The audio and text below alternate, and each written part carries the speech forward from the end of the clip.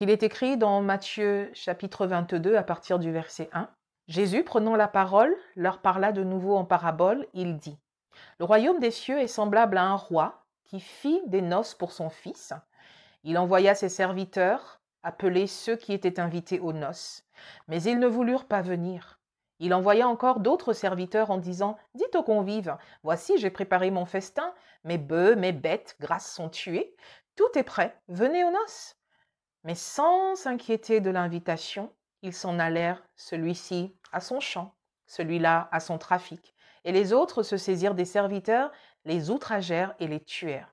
Le roi fut irrité, il envoya ses troupes, fit périr ses meurtriers et brûla leur ville. Alors il dit à ses serviteurs: Les noces sont prêtes, mais les convives n'en étaient pas dignes. Allez donc dans les carrefours, appelez aux noces tous ceux que vous trouverez. Ses serviteurs allèrent dans les chemins, rassemblèrent tous ceux qu'ils trouvèrent, méchants et bons. La salle des noces fut pleine de convives. Le roi entra pour voir ce qui était à table. Il aperçut là un homme qui n'était pas revêtu d'un habit de noces. Il lui dit: Mon ami, comment es-tu entré ici sans avoir un habit de noces? Cet homme eut la bouche fermée.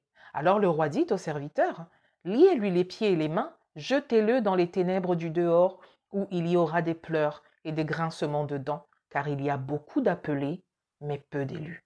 Il y a beaucoup d'appelés, mais peu d'élus.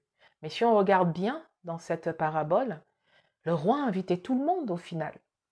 Ce sont des personnes elles-mêmes qui se sont disqualifiées, soit en ne prêtant pas attention à l'invitation du roi, soit en y préférant leurs occupations quotidiennes, soit alors en se rendant à cette invitation, mais sans honorer réellement l'époux, le prestige de cet événement.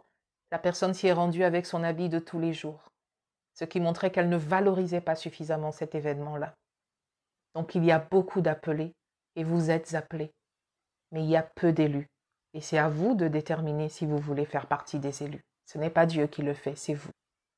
2 Timothée 4, verset 7, « J'ai combattu le bon combat, j'ai achevé la course, j'ai gardé la foi. Désormais, la couronne de justice m'est réservée. Le Seigneur, le juste juge, me la donnera dans ce jour-là, et non seulement à moi, mais encore à tous ceux qui auront aimé son avènement. » Le Seigneur vient couronner tous ceux qui auront aimé son avènement. Aimer, dans ce verset, c'est le verbe grec agapao. Il est généralement traduit par aimer, mais aussi préférer. Donc, le Seigneur Jésus vient pour ceux qui vont le préférer, ceux qui vont le mettre au-devant de toute chose.